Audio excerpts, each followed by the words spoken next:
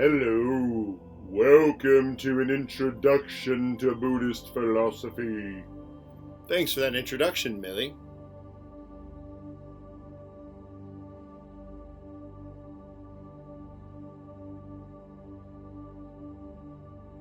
Buddhism began in India during the 6th century BCE. And unlike many other philosophies of the region, Buddhism spread all over the world, changing and developing in the process and emerging as one of the most influential religious philosophies on the planet. Millie no longer wanted to be part of this video. It's not that she doesn't support Buddhism or doesn't love it. I don't know. We've never actually had deep religious discussions, she and I. She just doesn't love to be held unless it's on her terms. Anyways, Buddhism is flexible. It's got a flexible attitude toward questions of dogma, belief, and practice, and it was attractive to people of the time. In many countries, it caught on and assimilated with local ways of thinking and behaving.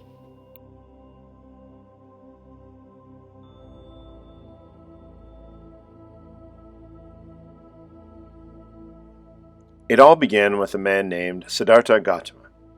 Buddha is both historical and legendary. Siddhartha Gautama is who is usually meant by the quote, the Buddha, or the enlightened one.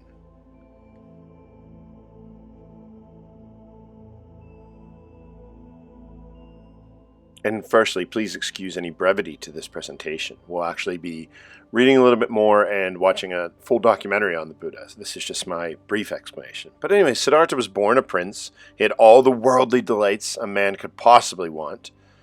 Eventually, he's going to forsake his comfortable existence and lead the life of a wandering ascetic, someone who has severe self-discipline. He learned to master his physical and emotional desires, subjected himself to a very rigorous life full of hardship. But he also felt that asceticism was not the answer. Physical self-denial, he concluded, did not necessarily lead to enlightenment. He believed the answer lay neither in ascetic practices nor in the luxurious living he started with. He began to look for a middle way, one that would avoid excess of both the pursuit of pleasure and of the renunciation of pleasure. To that effect, there are 3 jewels of Buddhism: the teacher, the teachings, and the community: the Buddha, the Dharma, and the Sangha.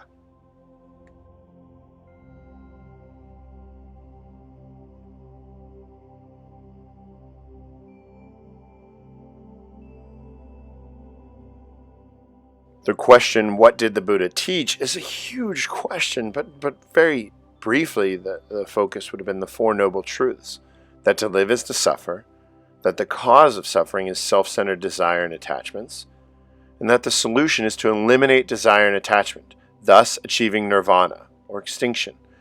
The way to nirvana is through the Eightfold Path. In order to follow the Eightfold Path, one must have wisdom, right understanding, and right motivation for your actions, moral discipline, right speech, right action, right livelihood, and mental discipline, right effort, right mindfulness, and right meditation. I think you can see how this can cross philosophical and religious boundaries. It's not a rigorous dogma. It's a path to follow.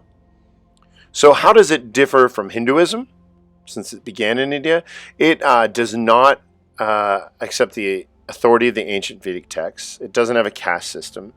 The Vedic and Hindu deities aren't part of Buddhist belief, and the concept of Brahman is not part of Buddhist belief. You're probably saying, well, what do Buddhists believe, Mr. Caravline? Well, they believe in rebirth, reincarnation, which results from your attachments, nirvana, a peaceful, detached state of mind, and that you achieve nirvana by escaping the cycle of rebirth. And so once Buddha died after 80 years in this world, having achieved nirvana and teaching multitudes his way of life, he ceased to exist as a distinct being. Buddhism is non-theistic. Buddha is not the Buddhist God. He is just a revered teacher. On the metaphysical side, they believe in the dukkha, the anicca, and anatta, that life in this world is filled with suffering, that everything in this world is impermanent, and that the self-soul is also impermanent. There's no eternal, unchanging self. Suffering is a state of mind. Achieving a balanced, peaceful, detached state of mind and suffering can be finally extinguished, and you can achieve nirvana. Buddhism spread around the world after leaving India, and within 2 centuries after his death, it began to spread north and east into Asia. By the 13th century, Buddhism had basically disappeared in India. There are 2 main types of Buddhism, Theravada and Mahayana. Theravada is the way of the elders, aka the small vehicle. It is the oldest school of Buddhism, and it's found in southern Asia, Sri Lanka, Burma, Thailand. Monasticism is the ideal life for achieving nirvana in Theravada Buddhism. It has a do-it-yourself approach to enlightenment, focused on wisdom and meditation, and the goal is to become a Buddha. It's pretty unified in belief and practice, although there are some cultural differences. Now, Mahayana, the great vehicle, is found in northern Asia, China, Japan, etc. And this is more of a lay Buddhism, Buddhism for the masses. You seek guidance from bodhisattvas or wise beings and heavenly Buddhas. And there's a focus on compassion. The goal is to become a bodhisattva and assist others towards enlightenment. It's a very diverse school, very much depends upon the culture and a lot of influences.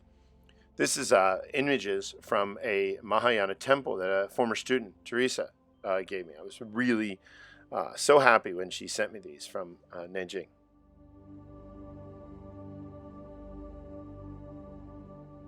In the West, because of the Chinese crackdown on any kind of democratic movement in Tibet, we often hear about Tibetan Buddhism and the Dalai Lama. This is a mix of Theravada and Mahayana. There's a lot of rituals, there's mantras and chanting, there's mandalas, these paintings that you can look at to help meditate. Meditation, monasticism, wisdom, and compassion are all part of Tibetan Buddhism led by the Dalai Lama.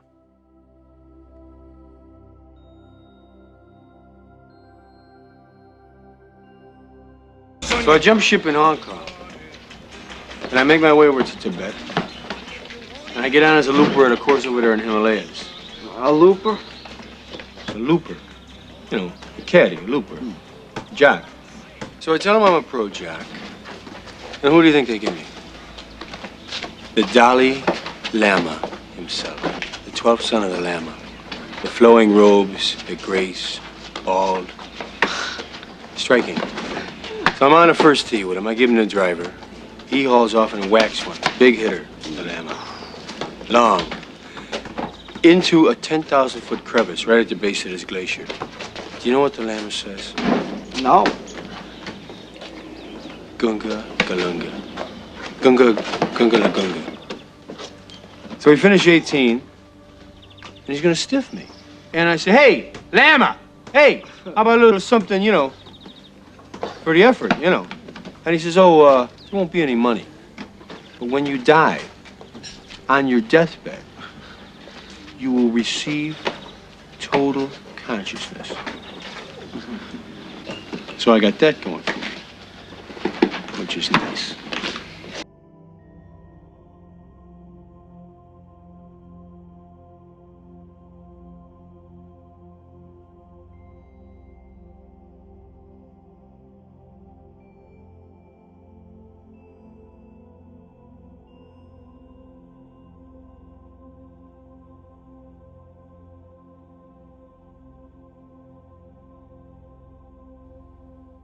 The Zen school of Buddhism, the meditation school, is lay and monastic, and it seeks sudden enlightenment. I really like that idea that you something snaps. And so you use meditation and meditation masters, you use paradoxical riddles to confound reason, you study beauty and art and aesthetics, gardens, archery, tea ceremonies, calligraphy, to try to achieve enlightenment. Buddhism in the West, well over 2 centuries, especially in the latter half of the 20th century, Buddhist philosophy has made inroads into a Western world through, of course, immigration of Asian peoples who've brought a diverse form of Buddhism to the West. And Western followers tend to adopt meditation practices and the philosophy rather than more devotional forms. Many such Western followers remain within their own faith, being a Catholic Buddhist or a Jewish Buddhist or a Protestant Buddhist, and simply adapting the philosophical notions. I hope this was some help, and I miss you guys, and I hope you are all well.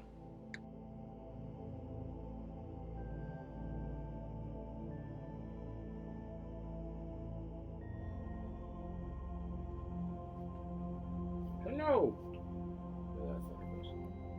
Hello.